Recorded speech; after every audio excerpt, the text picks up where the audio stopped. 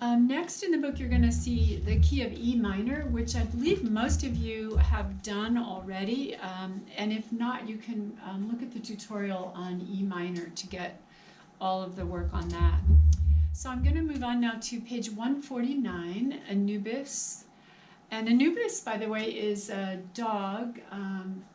He is the god of the underworld. He helps people in ancient Egypt, would help people pass through to the other side when they die. So often you'll find little statues of dogs that resemble Anubis in people's tombs.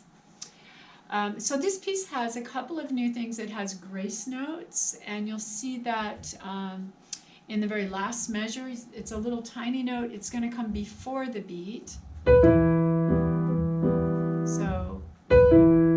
So the large note goes with the left hand, and the grace note comes before. And there's another one in measure 12, another one in measure 8. So you'll look out for the grace notes. The other really interesting thing in this piece is voicing within one hand. So up until now, we've talked about bringing out the right hand because it has a melody, or maybe the left hand has an occasional melody.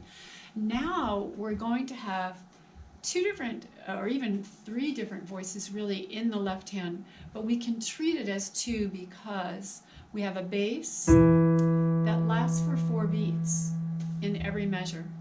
1, 2, 3, 4. Notice the quarter rest above that whole note. That is for the 2 tenor voices. So tenor 1 and tenor 2 do this. They rest 2, 3, 4. Rest 2, 3, 4. So they're just on beat 2 and 4. But meanwhile, the bass is holding. So it's different voicing. So remember to hold your 5th finger down to achieve this kind of voicing. It's what we refer to as finger pedaling. So often a composer doesn't want the pedal but wants a finger pedal, so they'll show a bass voice that holds down the note. So that continues throughout, and you'll see it on the 1 chord in E minor, the 4 chord, and the 5 chord, the B7. So it's just 1, 4, 5 in the left. So that should be easy, other than remembering to hold your pinky down and getting the rhythm. So let's take a look at the right hand. It is, as marked, misterioso, kind of mysterious melody and exotic sounding. So we're going to start on an E, and right away we have a D sharp, and then I would put the 3 on the C, 2 on the B, and thumb on A. So this would be your position. So let's count this about 1, 2, and 3, right hand.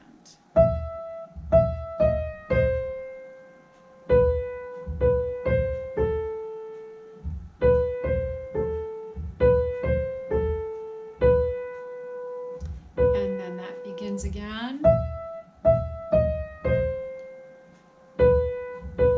Okay, now heads up, we're going to do some scale crossing here. 2, 2, 1, 3, F sharp, grace note. So I want to stop there and show you how that's going to sound when you add the left hand. I'm going to get the left hand going, and you can try this with me if you're ready, just to get the bass happening. Now we're going to bring in the right hand. Here we go. 4 chord.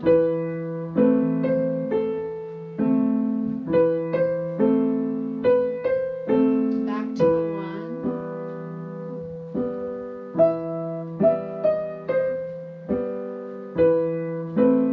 And now the 5 chord. Cross over, F sharp. I'm going to move on so you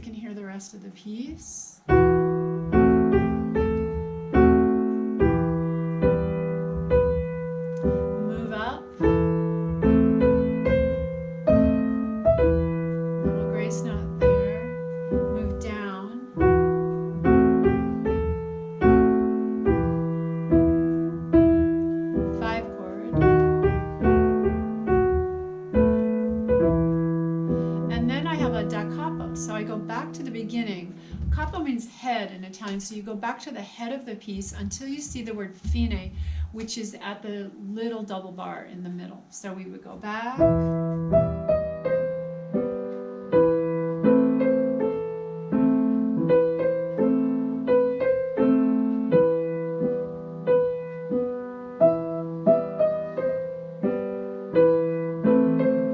And then the 5 chord, and last time, retard. So this is our second time, retard.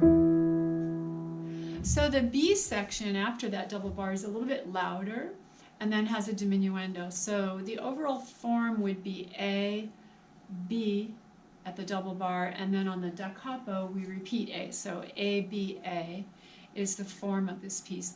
You want to get used to marking form of all your pieces because it's going to be your roadmap to how to practice that piece. Do you need to practice the A again? Do you need to do that repeat every time when you're in your practice room practicing? Not really, because what's going to happen is you're going to learn the A section so much better than the B because it's being practiced twice as much.